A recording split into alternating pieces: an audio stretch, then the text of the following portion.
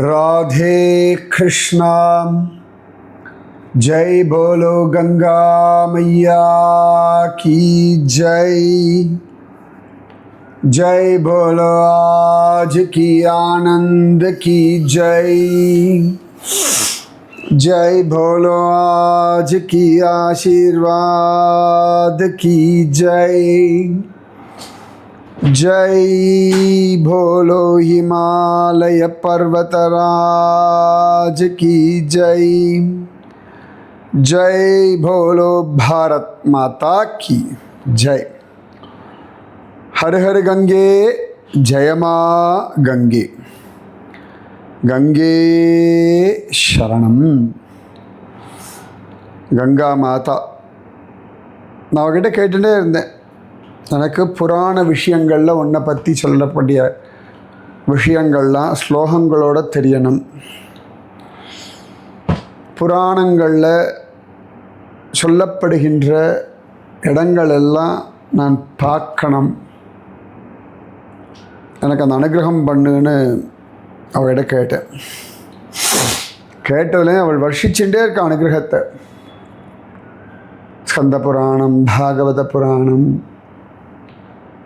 எவ்வளோ விஷயங்கள். நிஜமாகவே இந்த கங்கா மகாத்மியம் இதை தேடிட்டு போகும்பொழுது தான் நர்மதா மகாத்மியம், அப்போ தான் பக்சர், அங்கே தான் வாமனமூர்த்தி அவதாரஸ்தலம். அதுக்கப்புறமா பரூச் பிருகுகச்சம், அங்கே தான் மகாபலி கிட்ட பகவான் வாமனன் தானம் வாங்கிட்டான். இப்படி பல விஷயங்கள் கங்கையினுடைய பிரபாவத்தினாலே கிடச்சது. அப்படிதான் இப்போ ஹரித்வாரில் அவ்வளோ அழகாக ஜம்முன்னு நீலேஸ்வர் மகாதேவர், பில்வேஸ்வர் மகாதேவர் இவர்கள் எல்லாம் பார்த்தேன். நேற்று இதெல்லாம் பார்த்தேன்னு சொல்லியிருந்தேன் இல்லையா. இன்றைக்கி இந்த குஷாவர்த்த தீர்த்தம், தத்தாத்திரேயர் தபஸ் பண்ணார். அவருடைய குஷங்கள், அந்த தர்ப புல் இதெல்லாம் கங்கை கொண்டு வந்து ஒரு இடத்துல சேர்த்து விட்டா அந்த இடத்துக்கு குஷாவர்த்த தீர்த்தம்னு பேர். இன்றைக்கி குஷா காட் அப்படின்னு பேர். இன்றைக்கி அந்த குஷா காட் போய் தரிசிக்கிற பாக்கியம் கிடைச்சது. அதுக்கு முன்னாடி காஞ்சி காமகோட்டி மட்டம் ஜெயேந்திர சரஸ்வதி புதுப்பெரியவா அவர்கள் பிரதிஷ்டை பண்ண மகரவாகினி கங்காதேவியினுடைய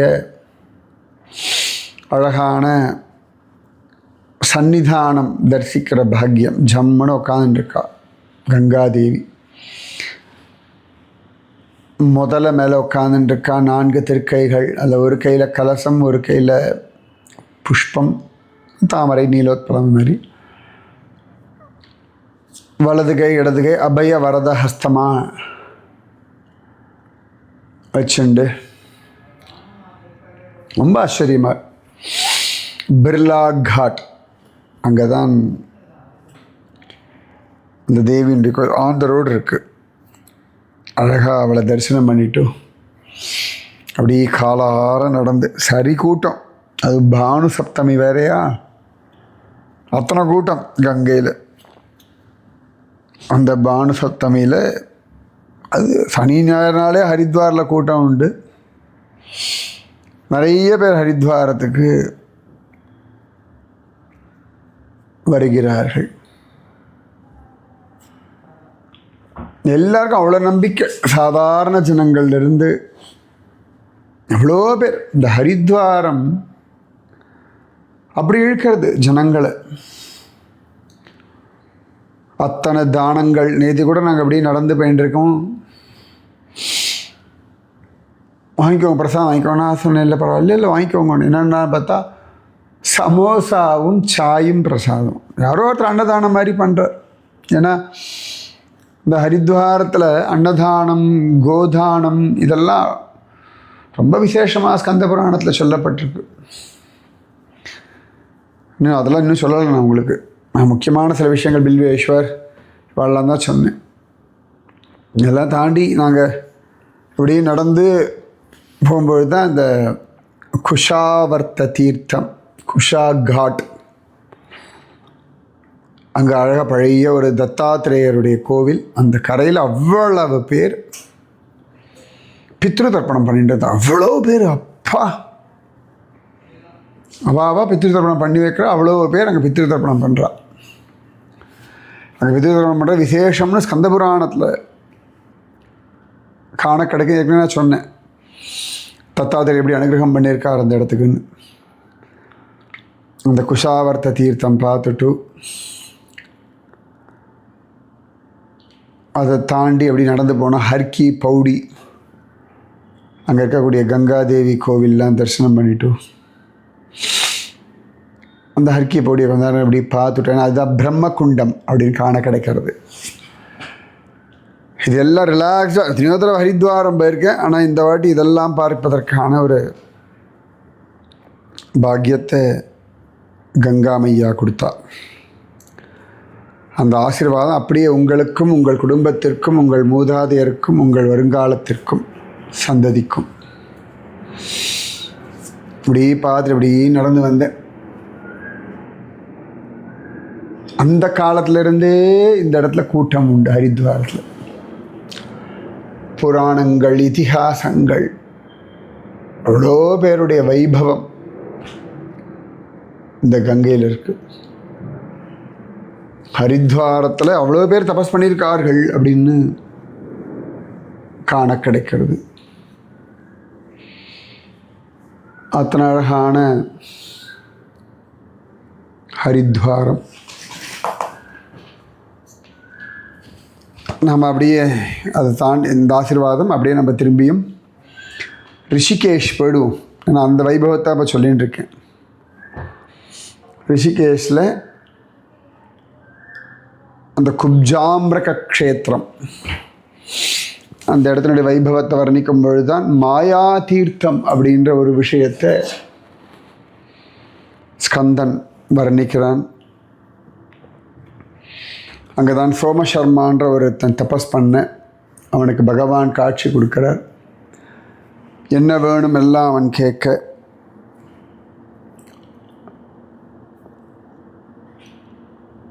பகவான் கேட்க உடனே அவன் சொல்கிறான், எனக்கு உன்னுடைய மாயையை புரியவை அப்படின்றான். பகவான் மாயைனா என்னன்னு வர்ணிக்கிறார். ஜனனம், மரணம், சுகம், துக்கம், லாபம், நஷ்டம், மானம், அவமானம் எல்லாம் மாயையில் அப்படியே ஓடின்னு இருக்கு அப்படின்னு. சூரியன் உதிக்கிறது, கடல் கட்டுப்பட்டு இருக்கிறது, கடல்லேருந்து உப்பு தண்ணியை எடுத்த மேகமானது மழையாக பொழியும் பொழுது அமிர்தம் போல அமிர்த துளியாக இந்த மழை பெய்கிறது. இதெல்லாம் என்னுடைய மாயை. சூரியோதயம், சூரியஸ்தமனம், பகல், இரவு, குளிர்காலம், மழைக்காலம், கோடைக்காலம், சரத்காலம், எல்லாமே பகவானுடைய மாயா சக்தி. அதாவது எல்லாமே இன்டர்லிங்க்டு, இன்டர் ரிலேட்டட் சொல்லுவாங்க, இன்டர் கனெக்டட். பார்த்தா ஒன்றுத்துக்கு ஒன்று கணக்கே சம்மந்தமே இல்லாத மாதிரி இருக்கும். ஆனால் எங்கேயோ ஒரு சம்மந்தம் இருக்குது. இப்போ அமெரிக்கா, ஆஸ்திரேலியா எங்கெங்கேயோ இருக்குது.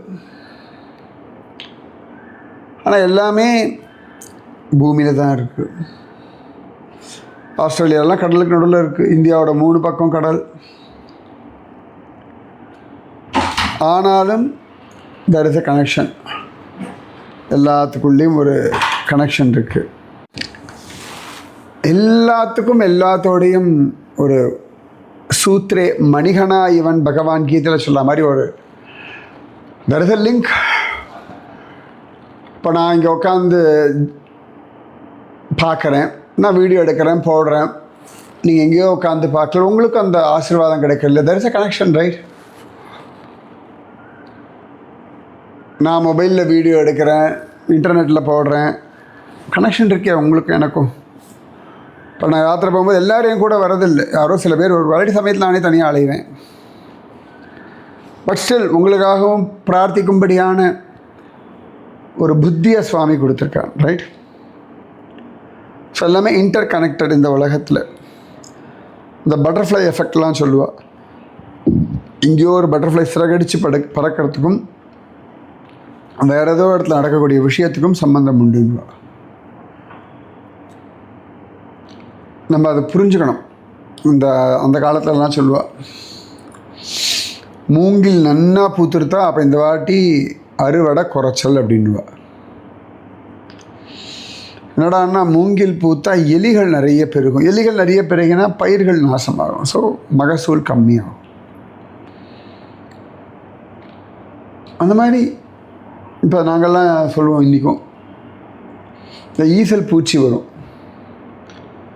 வந்துட்டுனா மழை இருக்குது அப்படின்னும். ஏன்னா சின்ன வயசில் நாங்கள் பார்த்துருக்கோம், அதனால் இது மழை வரப்போகிறது அப்படின்னு.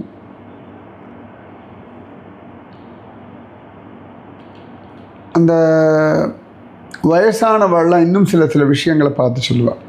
எனக்கு நல்லா ஞாபகம் இருக்குது. இப்போ நாங்கள் முக்திநாத் போயிருந்தோம் இல்லையா, ஏப்ரல் மாதம். போன சமயத்தில் நாங்கள் முக்திநாத் போக்ராலேருந்து ஜாம்சன் ஃப்ளைட்டில் போயாச்சு. அப்புறம் ஜாம்சன்லேருந்து ஒரு 1 hour ட்ராவல் பண்ணி முக்திநாத் போகணும். அப்போ எல்லோரும் தெர்மல், ரெயின் கோட் எல்லாம் எடுத்து வச்சுருந்தோம். அப்போ எங்கள் கைடு வந்தார். நான் கேட்டேன், நாங்கள் எல்லாம் கொண்டு வந்திருக்கோம். அவர் சொன்னார், கிளியர் வெதர், மழை பெய்யாது, குளிராது, உங்களுக்கு தாங்காதுன்னா வேணால் ஒரு ஜெர்க்கின் மட்டும் கையில் வச்சுக்கோங்க போதும். தெர்மல் வேர் போடாதீங்கோ, ரெயின் கோட் கொண்டு வராதீங்கோ, கொடை கொண்டு வர வேண்டாம். நான் கூட நினச்சேன் அப்படி சொல்கிறாங்க. ஆனால் நாங்கள் போனோம், ஒன்றுமே இல்லை. ஏன்னா அதுக்கு 10 நாள் முன்னாடி தான் சில பேர் போகும்போது நல்லா பனிப்பொழிவு, மழை எல்லாம் இருந்தது. ஆனால் நாங்கள் போக ஒன்றுமே இல்லை. ஸோ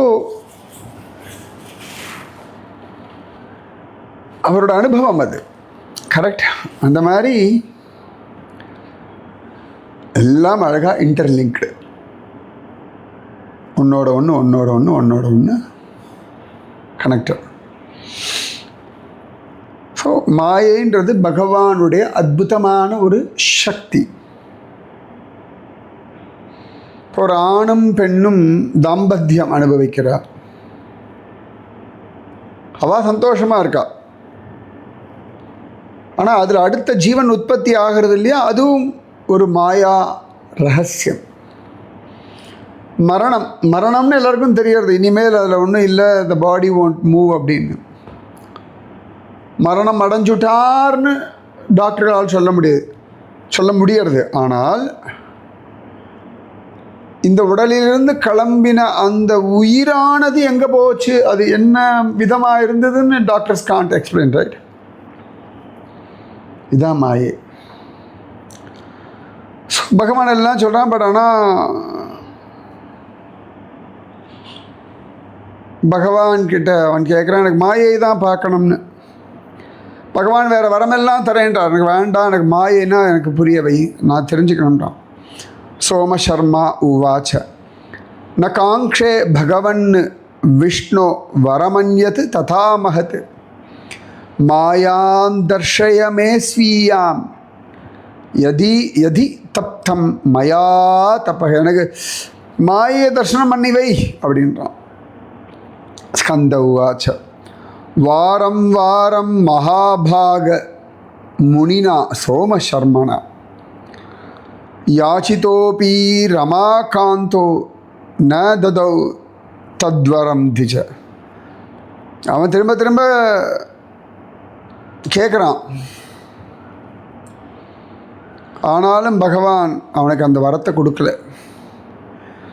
ஏவம் தேன தபஸ்தப்தம் திரிவாரம் விஷ்ணு தர்ஷனம் வாரியமானோபி ஹரினா புனர்மாயாமயாச்சத பக்தானுகம்பி பகவான் உவாச்ச ச சுபாம் கிரம் மாயாம் மே சோமசர்ம தொம்மதீயாம் பரிவேத்யதே.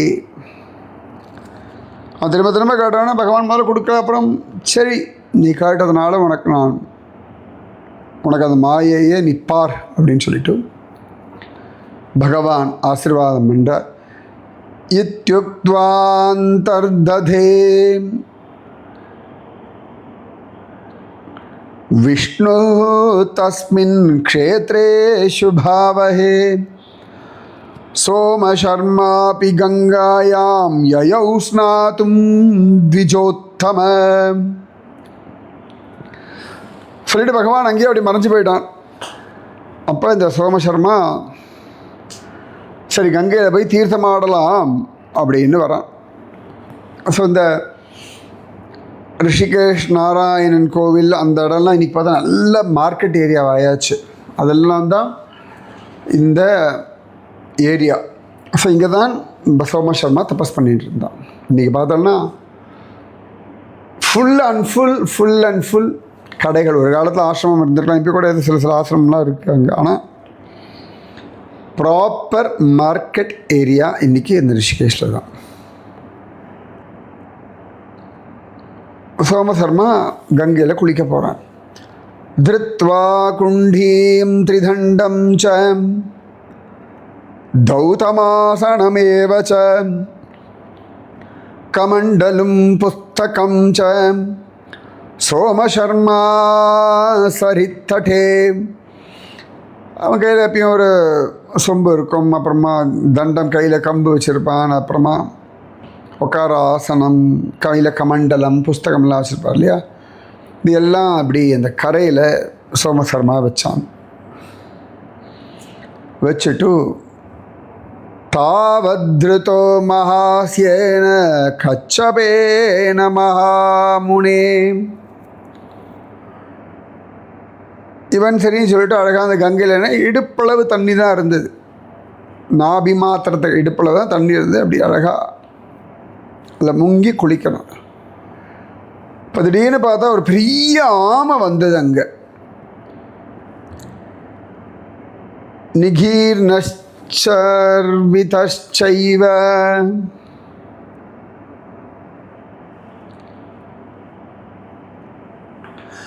பிராணைஸ்த்யக்தோ பபூவ ஆக்ருஷ்டோ யமதூதைச்ச வாயவீயவ புர்முனிஹி. அந்த ஆமை அவ்வளோ பெருசாக இருந்தது, ஒரு மனிதனையே முழுங்க அளவுக்கு இருந்தது. வாயை திறந்து இந்த சோமசர்மாவை முழுங்கெடுத்து ஆச்சு. அவன் உசிறு போயிடுத்து. திடீர்னு பார்த்தா யமதூதர்கள் வந்தார்கள். அவனை இழுத்துண்டு போகிறான்.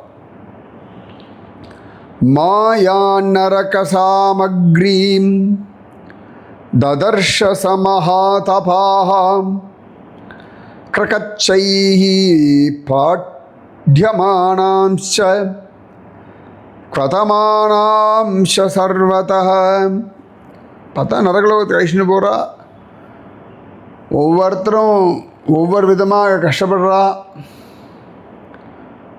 அவன் கதறான், துடிக்கிறான். நிறைய பேர் புலம்பரா.